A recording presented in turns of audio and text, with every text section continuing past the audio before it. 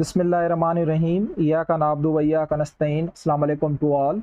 हम अपनी आज के डिस्कशन के अंदर कार्बोहाइड्रेट्स के ऊपर डिस्कस करने लगे हैं और हम देखते हैं कि इस टॉपिक के अंदर हमारे पास क्या क्या चीज़ें हैं समझने के लिए। अच्छा भाई, पहले हम थोड़ी सी जनरल डिस्कशन कर लेते हैं कार्बोहाइड्रेट्स के बारे में और देन जो है हम मूव करेंगे क्लासिफिकेशन और फंक्शंस ऑफ कार्बोहाइड्रेट के ऊपर। अच्छा, ये जो वर्ड कार्बोहाइड्रेट है ये ग्रीक ज़बान से लिया गया है और इसमें जो ग्रीक ज़बान का लफ्ज़ है दो लफ्ज़ों का बना हुआ है।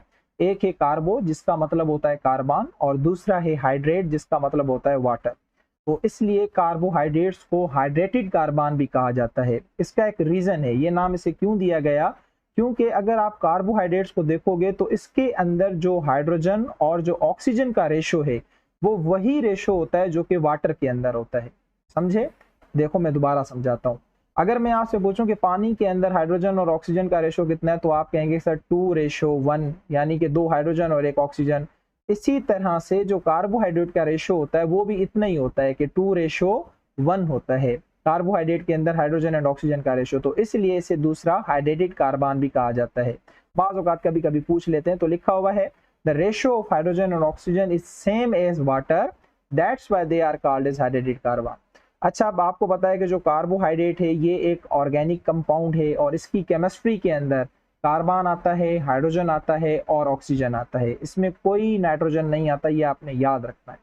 अच्छा, अगर बॉडी के अंदर कार्बोहाइड्रेट को देखा जाए तो वो सिर्फ और सिर्फ 1% पाया जाता है। हमने क्या कहा था कि किसी भी अगर हम सेल की बात करें तो उसके अंदर 90% पानी पाया जाता है। अगर इस 90% पानी को उठा दें, एवापोरेट कर दें, तो पीछे जो भी बचता है वो ड्राई मैटर बचता है। अब इस ड्राई मैटर्स के अगर हम 100% ले लें, ठीक है, इस 100% में से सिर्फ 1%, बस सिर्फ 1% जो है वो आपका कार्बोहाइड्रेट पाया जाता है। बाकी फिर परसेंटेज जब क्लासें आएंगी तो उनकी हम देख लेंगे, प्रोटीन की उनकी कितनी है, लेकिन 1% कार्बोहाइड्रेट पाया जाता है। इसका रीजन ये है क्योंकि कार्बोहाइड्रेट्स हमारी बॉडी के अंदर ज्यादातर यूटिलाइज हो जाता है। क्योंकि आपको पता है कि कार्बोहाइड्रेट जो है वो एनर्जी सोर्स है। हम कार्बोहाइड्रेट को लेते ही इसलिए हैं ताकि हम अपनी एनर्जी की डिमांड को पूरा कर सकें। तो लिखा हुआ है they are found about 1% of the dry matter. Dry matter के 100% में से सिर्फ ये 1% पाया जाता है क्योंकि बॉडी जो है वो इसको यूटिलाइज कर देती है एज अ एनर्जी सोर्स। तो ये भी आपने याद रखना है, आपसे पूछा जा सकता है बोर्ड के पेपरों में। कार्बोहाइड्रेट्स को जनरली हम शुगर्स कहते हैं और या सेक्राइड्स कहते हैं, साइंटिफिक नाम या सेक्रम भी कहा जाता है। क्यों? क्योंकि ये स्वीट जो है वो इनका टेस्ट होता है, सारे के सारे मीठे होते हैं सिवाय पॉलीसेक्राइड्स के। पॉलीसेक्राइड कार्बोहाइड्रेट की एक क्लास है। अच्छा, अब इसके बारे में कुछ डिफरेंस आपको जो है वो जवाब मिलते हैं, लेकिन मेरा जवाब आपको ये मिलेगा। देखिए, पॉलीसेक्राइड्स जो है वो स्वीट ही होते हैं, लेकिन उनके टेस्ट को डिटेक्ट करने के लिए हमारी जबान के ऊपर टेस्ट बड नहीं लगे हुए होते। देखो, ये हमारी जबान के ऊपर मुख्तलिफ किस्मों के टेस्ट बड लगे हुए हैं, इनके रिसेप्टर्स होते हैं। जो उमामी टेस्ट है उनके रिसेप्टर्स उनको टच कर लेते हैं, ये सारा हिस्सा उमामी का है। स्वीट वाले रिसेप्टर्स यहाँ पे लगे हुए होते हैं, वो स्वीट टेस्ट को डिटेक्ट करते हैं। साल्टी जो है वो इस जगह पे लगे हुए होते हैं, तो साल्टी यहाँ से डिटेक्ट होता है। सोर जो खट्टा होता है वो यहाँ से, बिटर जो कड़वा होता है, तीखा होता है, वो यहाँ से डिटेक्ट होता है। अब इस तरह से जो पॉलीसेक्राइड्स के रिसेप्टर्स हैं ना वो हमारी जबान पे नहीं पाए जाते, हमारी टंग में नहीं पाए जाते। तो जब हम पॉलीसेक्राइड्स खाते हैं या लेते हैं तो वो अपने रिसेप्टर के साथ बाइंड ही नहीं हो पाते। जब बाइंड नहीं हो पाते तो टेस्ट हमें फील भी नहीं होता। उमामी अपने रिसेप्टर के साथ बाइंड होगा, टेस्ट फील होगा। स्वीट अपने रिसेप्टर के साथ बाइंड होगा, फील होगा। साल्टी अपने रिसेप्टर के साथ बाइंड होगा, फील होगा। सोर अपने रिसेप्टर के साथ बाइंड होगा, फील होगा। बिटर अपने रिसेप्टर के साथ बाइंड होगा, फील होगा। लेकिन जब भी हम पॉलीसेक्राइड की बात करते हैं तो उनके हमारी जबान के अंदर रिसेप्टर नहीं पाए जाते, तो लिहाजा हमें उनका टेस्ट भी पता नहीं चलता, तो हम कहते हैं वो टेस्ट लेस है। ठीक है, तो ये एक रीजन है, आपने याद रखना है। This is all about the general discussion of carbohydrates. अब हम थोड़ा सा बात कर लेते हैं कार्बोहाइड्रेट्स की क्लासिफिकेशन के ऊपर। On the basis of monomers, के किसके अंदर कितने मोनोमर हैं, इसकी बुनियाद पे हमने कार्बोहाइड्रेट्स को 3 क्लासेस के अंदर क्या किया हुआ है, डिवाइड किया हुआ है।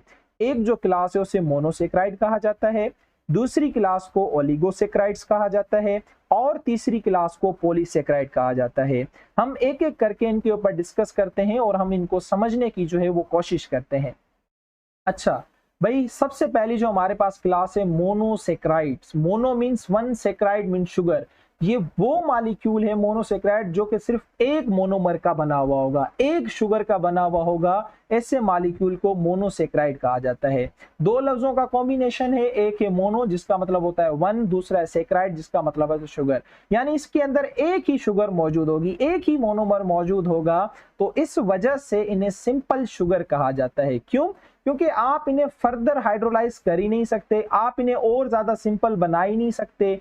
भाई अब आपको पता है कि तीन चीजें आपस में मिली हुई हैं, आप इन तीन चीजों को तोड़ सकते हो ना, इसको अलग करके कर सकते हो, इसको अलग सिंपल कर सकते हो। लेकिन अगर एक चीज ही एक है तो आप इसे फर्दर क्या तोड़ेंगे, आप इसे फर्दर क्या सिंपल बनाएंगे? जब वो है ही एक तो आप उसे फर्दर तोड़ ही नहीं सकते।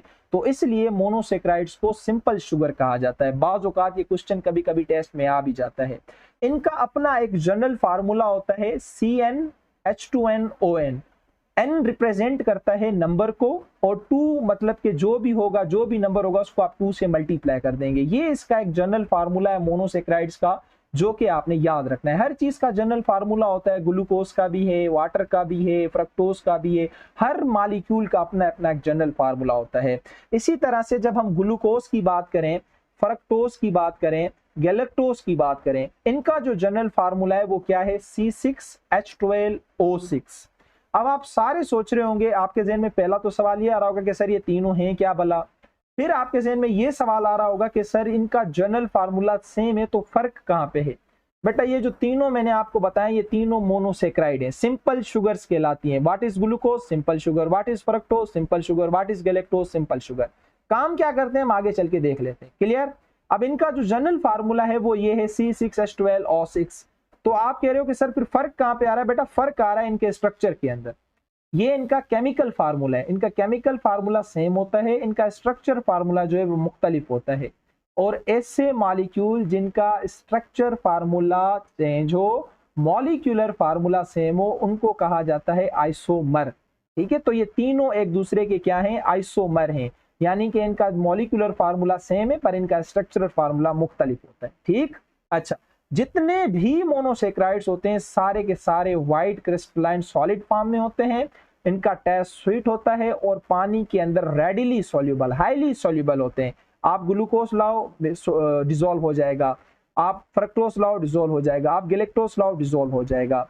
ये जो मोनोसेक्राइड्स हैं ये ज्यादातर फ्रूट्स के अंदर और ज्यादातर वेजिटेबल्स के अंदर पाए जाते हैं। इन दो के अंदर इनका प्रोपोर्शन जो है वो ज्यादा पाया जाता है। अच्छा, मैं आपको एक और इनकी जो है वो मोनोसेक्राइड्स की बात समझा दूं। ये जो मोनोसेक्राइड्स हैं ये अकेले रहना बहुत कम पसंद करते हैं, ये ज्यादातर जो है वो कंबाइन फॉर्म में रहते हैं। अब इस पॉइंट का हरगिज मतलब ये नहीं है कि ये अकेले नहीं रहते, वरना तो आप मुझसे सवाल पूछ रहे हो सर हम मार्केट से तो ग्लूकोज अकेला लेके आ जाते हैं। तो भाई अकेले भी पाए जाते हैं, लेकिन मोस्टली देखा जाए तो ये कंबाइन फॉर्म में, यानी किसी ना किसी के साथ, ग्लूकोज है ना वो फ्रक्टोज के साथ पाया जाएगा, फ्रक्टोज है ना वो गैलेक्टोज के साथ पाया जाएगा, गैलेक्टोज ग्लूकोज के साथ पाया जाएगा। इस तरह से मतलब कि ये आपस में कंबाइंड फॉर्म में रहते हैं। इनके क्या क्या कॉम्बिनेशन बन सकते हैं वो भी मैं आपको आगे चल के बताता हूं, लेकिन जस्ट ये एक पॉइंट लिखी हुई थी कि they are mostly found in combined state. ज्यादातर ये कंबाइंड फॉर्म में पाए जाते हैं, अकेले रहना ये बहुत कम पसंद करते हैं। ठीक है, अच्छा, द मोस्ट कॉमन मोनोसेक्राइड्स, मैंने अभी आपको बताया कि हमारे पास जो मोस्ट कॉमन मोनोसेक्राइड्स हैं वो एक ग्लूकोज है, दूसरा फ्रक्टोज है, तीसरा गैलेक्टोज है। देखो बेटा कार्बोहाइड्रेट्स के ऊपर पूरी किताबें छपी हुई हैं, हम सिर्फ उतना आपको समझाते हैं, हम आपको उतना कॉन्सेप्ट देते हैं जितना आपकी बुक में लिखा हुआ होता है, और जितना आपके जहन को क्लियर बनाना होता है उतनी हम एडिशनल इंफॉर्मेशन आपके जहन में डाल देते हैं। वरना तो पूरी किताबें लिखी हुई हैं, पता नहीं क्या क्या लिखा होगा है। ठीक है, तो इतना पढ़ो जितना आपको बात समझ आ जाए, जितना आपके कोर्स में लिखा हुआ है। तो जो ग्लूकोज है ये मोनोसेक्राइड है, फ्रक्टोज मोनोसेक्राइड है, गैलेक्टोज मोनोसेक्राइड है। जो ग्लूकोज है वो ज्यादातर राइप फ्रूट्स, जो पके हुए फ्रूट्स होते हैं, जो स्वीट कॉर्न होती है या फिर हनी, जो शहद वगैरह होता है, उसके अंदर ये ज्यादातर पाया जाता है। अब मैंने आपसे क्या कहा कि ये ज्यादातर अकेला रहना कम पसंद करते हैं, ये मिल के रहते हैं। अब आप जो गन्ना खाते हैं, आप जो शुगर केन खाते हैं, आपको पता है कि उसमें कौन सी शुगर होती है? उसमें ग्लूकोज और फ्रक्टोज ये दोनों मिल के आपस में मिले हुए होते हैं। ग्लूकोज फ्रक्टोज के साथ मिल जाता है, जो फ्रक्टोज है ना इसके साथ ग्लूकोज मिल जाता है। अब इससे एक और शुगर बन जाती है जिसको सक्रोज कहते हैं, जो कि आगे डाइसैकराइड में आएगी, हमारी बात की डिस्कशन है। लेकिन अभी जस्ट मैं वो पीछे वाली बात आप लोगों के साथ क्लियर करना चाह रहा हूँ। देखो यहाँ पे भी शुगर केन गन्ने के अंदर ये अकेला ग्लूकोज नहीं पाया जाता, फ्रक्टोज के साथ पाया जाता है। फिर उस शुगर को क्या कहा जाता है, डाइसैकराइड। वो आगे हमारी एक अलग डिस्कशन है। Now come to the fructose, the most important thing के the most abundant hexose found in the nature. पूरी दुनिया कायनात के अंदर सबसे ज्यादा पाए जाने वाला मोनोसेक्राइड कौन सा है, फ्रक्टोज है। हेक्सोज क्यों कहा जा रहा है, क्योंकि इसमें 6 कार्बन होते हैं, ठीक है ना, इसको इसलिए मैं हेक्सोज कह रहा हूं। कहीं आप परेशान हो जाओ कि पता नहीं कौन सा आपने लफ्ज इस्तेमाल कर दिया। जिस तरह से मोनो 1, डाई 2, ट्राई 3, टेट्रा 4, पेंटा 5, hexa 6, hepta 7, octa 8, neon 10, Deka neon 9, Deka 10, ये होते हैं ना, आपको याद होने चाहिए। इसी तरह से मोस्ट अबंडेंट हेक्सोज, क्योंकि इनके अंदर 6 कार्बन होते हैं ना, इसलिए मैं इसको हेक्सोज कह रहा हूँ। दुनिया के अंदर सबसे ज्यादा पाए जाने वाला मोनोसेक्राइड, मेरे लफ्जों पे दोबारा गौर करें कि मैं आपसे पूछ रहा हूं कि दुनिया के अंदर सबसे ज्यादा पाया जाने वाला मोनोसेक्राइड कौन सा है, तो आप कहेंगे कि सर फ्रक्टोज है। अगर मैं कहूं कि दुनिया में सबसे ज्यादा पाए जाने वाला कार्बोहाइड्रेट्स कौन सा है, तो वो कोई और है, आगे चल के देख लेना। Clear? Okay. Most abundant hexose found in nature as a monosaccharide generally called as fruit sugar. इसको फ्रूट शुगर कहा जाता है क्योंकि ये फ्रूट्स वगैरह में ज्यादा पाया जाता है। उसके बाद हमारे पास गैलेक्टोस है। बेटा आप जो दूध पीते हैं ना, दूध, उसके अंदर ये गैलेक्टोस मौजूद होता है, लेकिन अकेला मौजूद नहीं होता। फिर मैं वही बात करूंगा कि ग्लूकोज के साथ मौजूद होता है। ग्लूकोज और गैलेक्टोस दोनों आपस में मिल जाते हैं, एक और शुगर बनाते हैं जिसको लेक्टोज कहा जाता है, जो कि डाइसैकराइड है, मोनोसेक्राइड नहीं है। क्योंकि एक मोनोसेक्राइड ये, दूसरा ये, दोनों मिलेंगे क्या बन जाएगा, डाइसैकराइड, जिसे हम लेक्टोज कहते हैं। आगे आ रहा है, this is called as milk sugar. तो गैलेक्टोस मिल्क के अंदर पाया जाता है, पर अकेला नहीं पाया जाता, ग्लूकोज के साथ पाया जाता है। ठीक है, तो ये ज्यादातर जो है बेचारे मिल मिला के रहते हैं, अकेले रहना बहुत कम पसंद करते हैं। इसके अंदर आपको उम्मीद है कि सारी चीजें मैंने क्लियर कर दी हैं, अच्छी तरीके से समझ भी आ गई होंगी। उसके अलावा एक छोटी सी चीज इस टेबल के अंदर मैं आप लोगों को समझाना चाहता हूं। बाहिर तो इतनी बड़ी टेबल है कि आप देख के परेशान हो गए होंगे कि सर हम क्या क्या याद करें, हम भी तो इंसान हैं। तो परेशान होने की जरूरत नहीं है कि कार्बन नंबर, मोनोसेक्राइड्स के अंदर जो कार्बन के नंबर होते हैं उनको फिर हमने फर्दर क्लासिफाई किया है। जिसके अंदर 3 कार्बन होंगे उस शुगर को ट्रायोज कहा जाएगा, जिसके अंदर 4 कार्बन होंगे उसको टेट्रोज कहा जाएगा, जिसके अंदर 5 होंगे उसको पेंटोज कहा जाएगा, जिसके अंदर 6 होंगे उसको हेक्सोज कहा जाएगा, जिसके अंदर 7 होंगे उसको हेप्टोज कहा जाएगा। यहां तक बात समझ आ गई? उसके अलावा आप केमिस्ट्री के अंदर जो आपकी ऑर्गेनिक केमिस्ट्री, उसमें आप एक चीज पढ़ते हो जिसको IUPAC कहा जाता है या IUPAC कहा जाता है, international union pure applied chemistry. इसके अंदर आप कुछ फंक्शनल ग्रुप पढ़ते हैं, जैसे अल्डिहाइड हो गया, कीटोन हो गया, ईथर हो गया, कार्बोक्साइल हो गया। इस तरह से मुख्तलिफ ग्रुप आप केमिस्ट्री के अंदर पढ़ते हैं और पढ़ेंगे भी। ठीक है, ये कार्बोहाइड्रेट भी आप केमिस्ट्री के अंदर और ज्यादा डिटेल में पढ़ेंगे, लेकिन यहाँ सिर्फ मैं बायोलॉजी के पर्सपेक्टिव से आपको आसान करके समझा रहा हूँ। तो इसी तरह से मोनोसेक्राइड्स के अंदर कुछ ऐसे हैं जिनके अंदर अल्डिहाइड पाया जाता है, तो उसे हम एल्डोज शुगर कहते हैं। कुछ ऐसे हैं जिसमें कीटोन ग्रुप पाया जाता है, तो उसे हम कीटोज शुगर कहते हैं। अब ऐसी ट्रायोज शुगर है जिसमें अल्डिहाइड पाया जाता है और कीटोन भी पाया जाता है।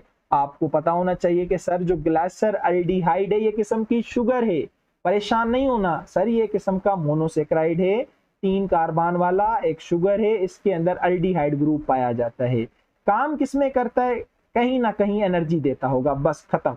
कहाँ देता है वो भी जब वक्त आएगा मैं बता दूंगा, बायो एनर्जेटिक्स के अंदर इसका जिक्र है। अब इसी तरह से एक और ट्रायोज है जिसका नाम ड्राई हाइड्रोक्सीएसीटन है, लेकिन इसमें और इसमें ग्लाइसर अल्डिहाइड में क्या फर्क है तो तीनों ट्रायोज, दोनों ट्रायोज, लेकिन फर्क ये है कि एक में अल्डिहाइड ग्रुप है इसलिए हम इसे अल्डोज कह रहे हैं, दूसरे में कीटोन ग्रुप है इसलिए हम इसे कीटोज कह रहे हैं। अल्लाह खैर सलाह, ये बात आपको याद रखने की जरूरत नहीं है। दूसरा जो है वो है टेट्रोज, इसके अंदर 4 कार्बन होंगे।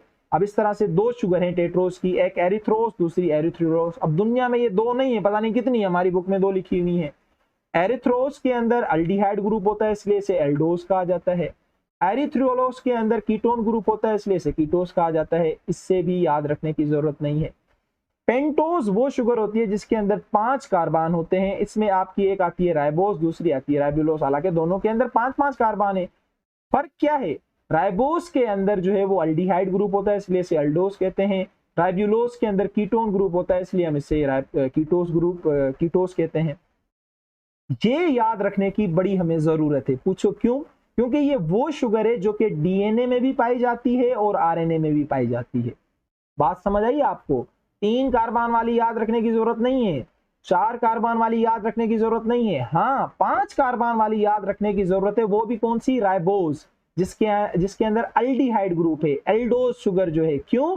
क्योंकि ये हमारे डीएनए में पाई जाती है, हमारे आरएनए में पाई जाती है, जो कि इस चैप्टर का सेकंड लास्ट टॉपिक है। ठीक है, उसके बाद जो हेक्सोस शुगर है जिसमें 6 कार्बन होते हैं, ये तो आपको पता है, ग्लूकोज गैलेक्टोज है और जो फ्रक्टोज है। अब ग्लूकोज गैलेक्टोज के अंदर अल्डिहाइड ग्रुप होता है, इसलिए अल्डोज कहते हैं। कीटोज के अंदर फ्रक्टोज, ये भी आपने याद रखना है, जरूरी बात है, क्योंकि आपको पता होना चाहिए कि हेक्सोस जो शुगर है वो हमारी एक मेन शुगर है, मेन एनर्जी सोर्स है, ग्लूकोज गैलेक्टोज फ्रक्टोज। उसके बाद 7 कार्बन वाली शुगर को हेप्टोस कहा जाता है, इसमें ग्लूकोहेप्टोस है, सीडोहेप्टिलोस है।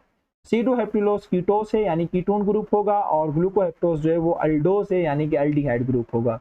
अब ये जो मैंने इतनी मथामारी की आपको समझाने की, तो मैं सिर्फ आपको एक 5 कार्बन समझाना चाह रहा था, दूसरा मैं आपको 6 कार्बन।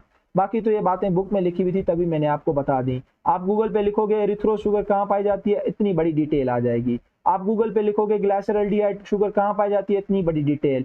आप लिखो ग्लूकोहेप्टोस कहाँ पाया जाता है, इतनी बड़ी डिटेल कोई जरूरत नहीं है। मैंने आपको बता दिया, पीएमसी पॉइंट ऑफ व्यू से, बोर्ड पॉइंट ऑफ व्यू से, हर पॉइंट ऑफ व्यू से एक पेंटोस शुगर इंपॉर्टेंट है, दूसरी हेक्सोस शुगर इंपॉर्टेंट है। आपने ये दो याद रखनी। क्लियर? यहाँ पे हमारा मोनोसेक्राइड वाला सिस्टम होता है खत्म।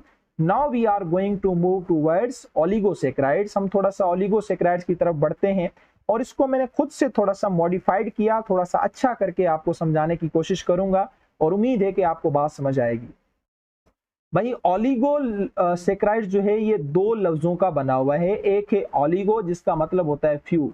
मुझे आज भी याद है, जब मैं फर्स्ट ईयर क्लास का जब मैं स्टूडेंट था, तो जब हमारी मैडम ने टेस्ट ली थी, पहली टेस्ट ली थी, वो टेस्ट भी मेरे पास मौजूद है। अगर आप में से कोई कमेंट में वो रिक्वायर्ड करेगा तो मैं उसको वो टेस्ट भी दिखा दूंगा। उसमें मैडम ने ओलिगो का मतलब पूछा था, जो उस वक्त मैंने गलत किया था। मुझे नहीं पता था कि ओलिगो का मतलब फ्यू होता है, ब्लैंक थी शायद, ट्रू फॉल्स था, वो मैंने गलत किया था। मुझे इतना जरूर याद है, अगर कमेंट में कहोगे तो मैं आपको दिखा भी दूंगा। तो ओलिगोसेक्राइड जो है 2 लफ्जों का बना हुआ है। ओलिगो का मतलब होता है फ्यू, और सेक्राइड का मतलब होता है शुगर, यानी इसमें फ्यू शुगर्स होती हैं। भाई फ्यू भी कितनी? क्वेश्चन आ सकता है कि ओलिगोसेक्राइड्स के अंदर 2 से 10 मोनोसेक्राइड्स पाए जाते हैं, खत्म बात, बस। अच्छा, फिर ओलिगोसेक्राइड्स को हमने अच्छे तरीके से पढ़ने के लिए, मैंने आप लोगों को अच्छे तरीके से पढ़ाने के लिए 2 टाइप्स के अंदर डिवाइड कर दिया। एक है डायसेक्राइड, दूसरी है डेक्स्ट्रिन।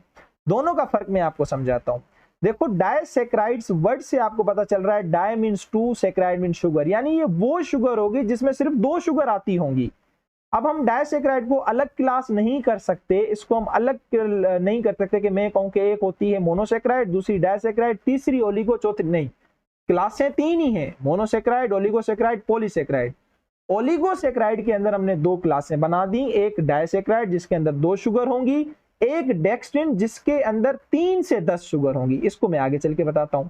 चलो, डायसेक्राइड जो है ये वो शुगर है जो कि 2 मोनोसेक्राइड्स की बनी हुई होती है, और मोस्टली डायसेक्राइड जो है ये आपके तब बनते हैं जब 2 हेक्सोस शुगर आपस में मिलती हैं। हेक्सोस शुगर अभी मैंने आपको बताया ना कौन कौन सी होती हैं, ग्लूकोज, फ्रक्टोज, गैलेक्टोज। तीनों इंपॉर्टेंट है, तीनों याद रखनी, तभी तो मैंने डब्बा दिखाया पीछे आपको ये वाला कि भाई आपने याद रखना है। ये 6 कार्बन वाली देखो, हेक्सोस आ गई ना, दोबारा आगे आ गया ना, यहाँ पे देखो ये रहा, ये लिखा हुआ है कि भाई they are mostly formed when 2 hexose sugars combine together. आओ भाई कंबाइन करके देख लेते हैं, ये आपके सामने आ गए। ग्लूकोज और फ्रक्टोज दोनों मोनोसेक्राइड हैं, दोनों हेक्सोस हैं। जब दोनों आपस में मिलेंगे तो वो आपस में मिलके क्या बनाएंगे, सक्रोज, जो कि शुगर केन में पाई जाती है। आगे चल के बताता हूँ। पानी का मॉलिक्यूल हमने बाहर निकाला है। आप में से कौन सा स्टूडेंट है जो मुझे कमेंट बॉक्स में ये बताए कि हमने यहाँ से पानी का मॉलिक्यूल क्यों बाहर निकाला है? ठीक है, ये आप लोगों के लिए मैं छोड़ रहा हूँ, मैं बता चुका हूँ सेकंड लेक्चर के अंदर। इसी तरह से ग्लूकोज जब गैलेक्टोज के साथ मिलता है तो लेक्टोज बनाता है, पानी का मॉलिक्यूल बाहर निकाला, पता नहीं क्यों निकाला, आप जवाब देंगे।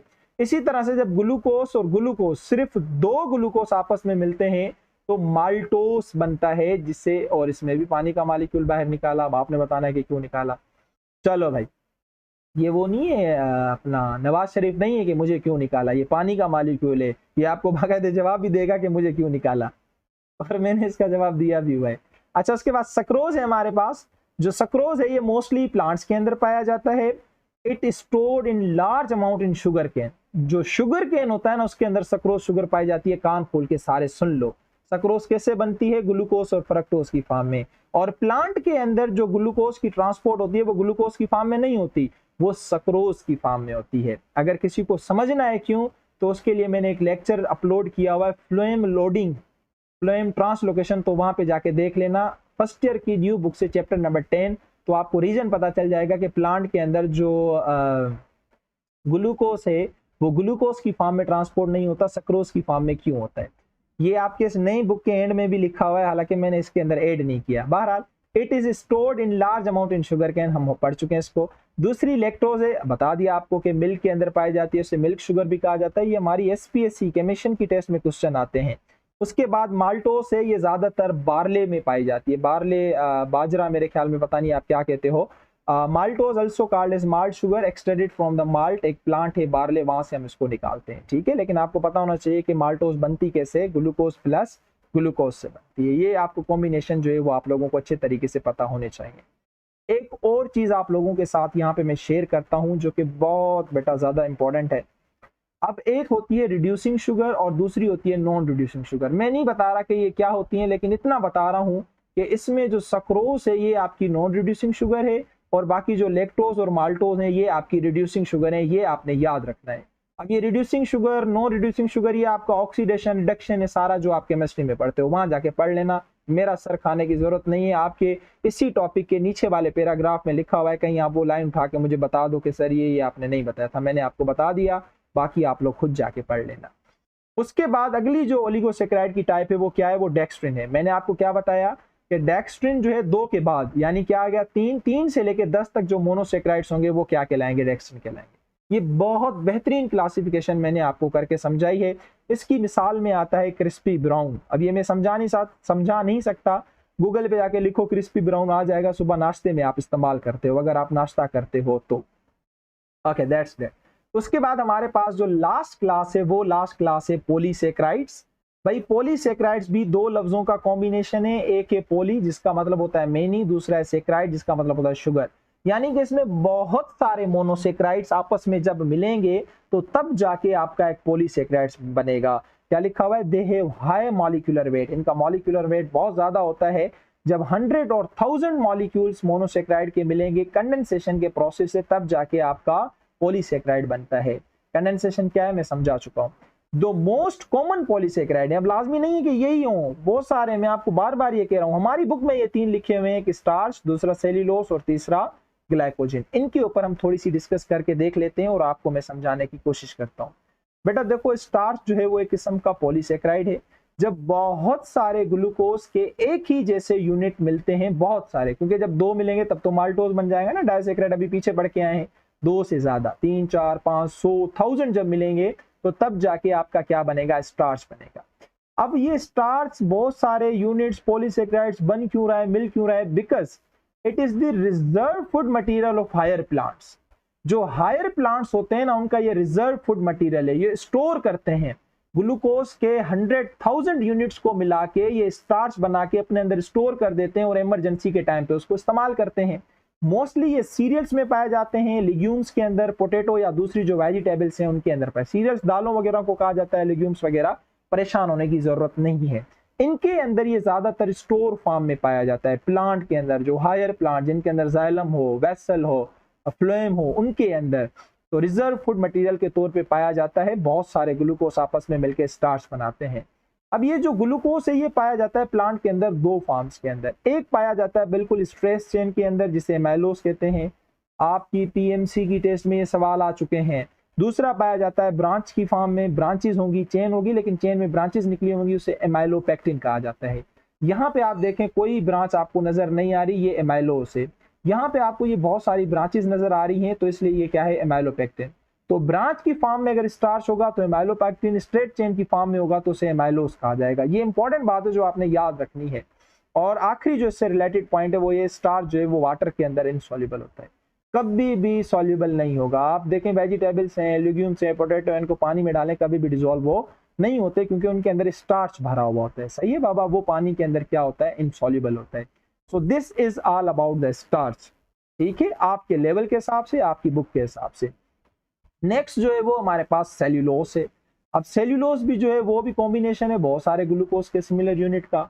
आप सारे भी परेशान, मैं भी परेशान कि सर ये भी 1000 ग्लूकोज का बना हुआ है, वो भी 1000 ग्लूकोज का बना हुआ है, लेकिन फर्क क्या है बेटा? फर्क एक तो इनके लोकेशन का है कि कहाँ कहाँ पाए जाते हैं, मैंने पिछले वाले का बता दिया स्टार्च का। दूसरा इनके स्ट्रक्चर का फर्क है। ग्लूकोज के जो मॉलिक्यूल हैं सेल्यूलोस के अंदर, जो बहुत सारे मॉलिक्यूल्स हैं, वो हमेशा स्ट्रेट चेन में होंगे, ब्रांच में कभी भी नहीं होंगे।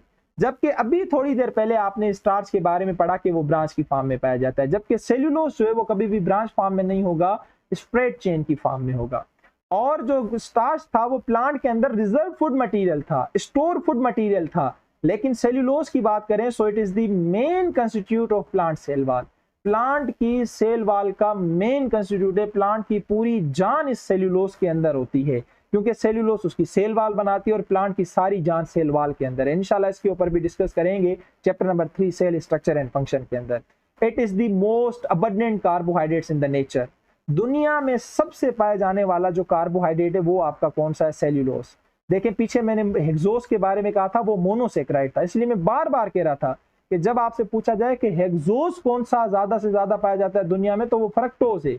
लेकिन जब ये पूछा जाए कि कार्बोहाइड्रेट्स कौन सा पाया जाता है तो आप क्या कहेंगे? सेल्यूलोस। अगर ये पूछा जाए कि कौन सी क्लास का मॉलिक्यूल सबसे ज्यादा पाया जाता है तो सेल्यूलोस किससे बिलोंग करता है? पॉलीसेक्राइड से। Then you will go with the polysaccharides. Conceptual questions. अच्छा, आप थोड़ा सा सेल वाल बनाने के बारे में छोटी सी बात लिखी हुई है कि जब 80 सेल्यूलोस के मॉलिक्यूल आपस में मिलते हैं हाइड्रोजन बॉन्डिंग के साथ, तो तब जाके एक स्ट्रक्चर बनता है माइक्रोफाइब्रिल का, जो कि सेल वाल का क्या होता है? मेन यूनिट होता है। ठीक है, सेल वाल को बनाने के लिए छोटे छोटे फाइब्रिल होते हैं, माइक्रोफाइब्रिल होते हैं। तो वो जो माइक्रोफाइब्रिल है वो टोटल 80 सेल्यूलोस के मॉलिक्यूल से बनते हैं। ये आपने जो है बेटा एक बात याद रखनी है, ठीक है, इंफॉर्मेशन बॉक्स में लिखी हुई है। अच्छा, उसके बाद हम थोड़ी सी बात कर लेते हैं किसकी? ग्लाइकोजिन की, और इसको हम अच्छे तरीके से समझने की कोशिश करते हैं। भाई ग्लाइकोजिन जो है वो कॉम्बिनेशन है किसका? बहुत सारे ग्लूकोज के मॉलिक्यूल का। आप लोगों ने फिर परेशान कर दिया कि सर ये हैं तो सारे ग्लूकोज के कॉम्बिनेशन, लेकिन फर्क आ रहा है। जैसे स्टार्च और सेल्यूलोस में फर्क था, ग्लाइकोजिन का भी फर्क देख लेते हैं। इसका फर्क ये है कि ये भी रिजर्व फूड मटेरियल है लाइक स्टार्च, पर ये प्लांट के अंदर नहीं पाया जाता, बैक्टीरिया के अंदर पाया जाता है, फंजी के अंदर पाया जाता है, लिवर और मसल्स टिश्यू के अंदर पाया जाता है इन केस ऑफ एनिमल्स। अब भी हम रोजा जब रखते हैं तो आपको पता है सारा दिन भूखे प्यासे हम कैसे चलते हैं? ये ग्लूकोज हमारे लीवर में स्टोर किया हुआ होता है, हमारे मसल्स में, हमारे एडिपोज टिश्यू में स्टोर किया हुआ होता है, जो मगरिब तक फिर बॉडी उसको तोड़ तोड़ के इस्तेमाल कर रही होती है। तो हमारा जो रिजर्व फूड मटेरियल है उसे हम ग्लाइकोजिन कहते हैं, जो प्लांट का रिजर्व फूड मटेरियल है उसे स्टार्च कहा जाता है।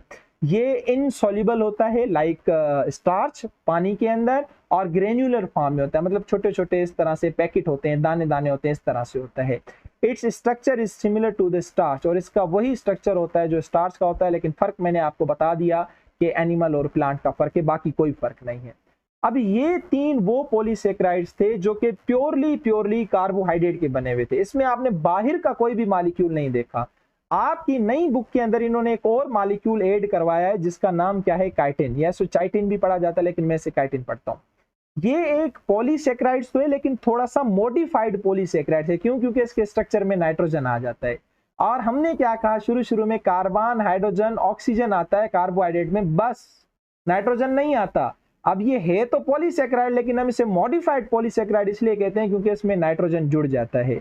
अब नाइट्रोजन जुड़ने के बहुत सारे रीजन हैं, अब सारे के सारे रीजन तो मैं आपको नहीं बता सकता, बस इतना याद रखें जो काइटिन है वो भी एक पॉलीसेक्राइड है, लेकिन वो मॉडिफाइड है।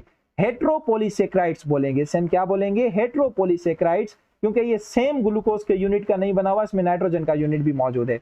It is the main constitute of insect, exoskeleton and fungal cell wall. Fungi के अंदर जो सेल वॉल होती है और जो इंसेक्ट्स की आउटर लेयर, आउटर खाल, बाहर वाला एक्सोस्केलेटन होता है, वो सारा का सारा काइटिन का बना हुआ होता है। बहुत इंपॉर्टेंट बात है, आपने याद रखना है। जिस तरह से आपकी स्किन के अंदर केराटिन प्रोटीन होती है ना, जो कि आपकी स्किन को स्ट्रेंथ देती है, आपकी बॉडी को प्रोटेक्ट करती है, सेम इसी तरीके से इंसेक्ट्स की स्किन की बात की जाए, फंगल की सेल वॉल की बात की जाए, तो उसमें काइटिन होती है। जो काम केराटिन प्रोटीन आपकी स्किन में करती है, वही काम काइटिन जो है इंसेक्ट्स के एक्सोस्केलेटन में करता है, फंगल के सेल वॉल में करता है। बेटा बात समझ आ गई आप लोगों को? एक और चीज मैं आप लोगों के साथ शेयर करना चाहता हूं। जब मोनोसेक्राइड्स आपस में मिलते हैं ना, बड़ा यूनिट बनाने के लिए, ग्लाइकोजन स्टार्च डाइसेक्राइड बनाने के लिए, इनके बीच में जो बॉन्ड होता है ना, उसे ग्लाइकोसाइडिक बॉन्ड कहा जाता है या ग्लाइकोसाइडिक लिंकेज कहा जाता है। ये थोड़ी सी बात है जो आपने याद रखनी है, मैं लिखना भूल गया था। अच्छा, थोड़े से इसके फंक्शन है उनके ऊपर डिस्कस करते हैं और फिर इस चैप्टर से जान छुड़ाते हैं। आपकी मैं जान छोड़ता हूँ। फंक्शंस ऑफ कार्बोहाइड्रेट की अगर हम बात करें तो बच्चा आपको बता सकता है कि it is the potent source of the energy. Whenever body demands energy, it use carbohydrates as a cheap source of energy। जब भी बॉडी को एनर्जी की जरूरत पड़ती है, वो कार्बोहाइड्रेट को क्या करती है? इस्तेमाल, ग्लूकोज को इस्तेमाल करती है। दूसरा इसका ये फायदा है कि स्टोरेज फूड मटेरियल की तरह भी काम करता है। मैंने बताया ना कि प्लांट के अंदर एक्सेसिव ग्लूकोज स्टार्च में कन्वर्ट होता है, एनिमल के अंदर ग्लाइकोजन के अंदर कन्वर्ट होता है। अच्छा, प्रोटेक्टिव और सपोर्टिंग यूनिट भी है। जिस तरह से प्लांट के अंदर सेल वॉल सेल्यूलोज की बनी हुई है, तो सेल वॉल मेन कंपोनेंट है ना प्लांट का। एनिमल के अंदर भी प्रोटेक्टिव सपोर्टिव कंपोनेंट है, जैसे काइटिन है, इंसेक्ट्स के अंदर एक्सोस्केलेटन बनाता है, आर्थ्रोपोड्स के अंदर। उसके अलावा कार्बोहाइड्रेट्स कुछ कॉन्जुगेटेड मॉलिक्यूल्स भी बनाता है। अब इस कॉन्जुगेटेड मॉलिक्यूल्स को समझने के लिए इस चैप्टर के आखिरी टॉपिक की तरफ हमें बढ़ना पड़ेगा। वैसे कॉन्जुगेटेड मॉलिक्यूल्स उनको कहा जाता है जब दो मैक्रो मॉलिक्यूल आपस में मिले। तो हो सकता है कार्बोहाइड्रेट प्रोटीन के साथ मिल जाए, ग्लाइकोप्रोटीन बन जाएगा, लिपिड के साथ मिल जाए, ग्लाइकोलिपिड बन जाएगा। ये मॉलिक्यूल इस चैप्टर के एंड में हैं, हमारे आखिरी टॉपिक में, तो मैं आपको समझा दूंगा। This is all about the carbohydrates. ये जितनी बातें मैंने आपको बताई, आपने ये कार्बोहाइड्रेट से रिलेटेड याद रखनी है, समझनी है। बाकी जो बुक के अंदर लिखा हुआ है आप उसे भूल जाएं, कचरा है, आपके किसी भी काम का नहीं है, फिलहाल आपके किसी भी काम का नहीं है। जो मैंने पढ़वाया आप इसे याद रखें। इंशाल्लाह आप पीएमसी का एक सवाल भी मिस नहीं करेंगे इस टॉपिक से, बोर्ड के अंदर पेपरों का भी एक सवाल आप मिस नहीं करेंगे, ये मेरा आपसे वादा है। ठीक है, अपना बहुत सारा ख्याल रखिएगा। अल्लाह हाफिज।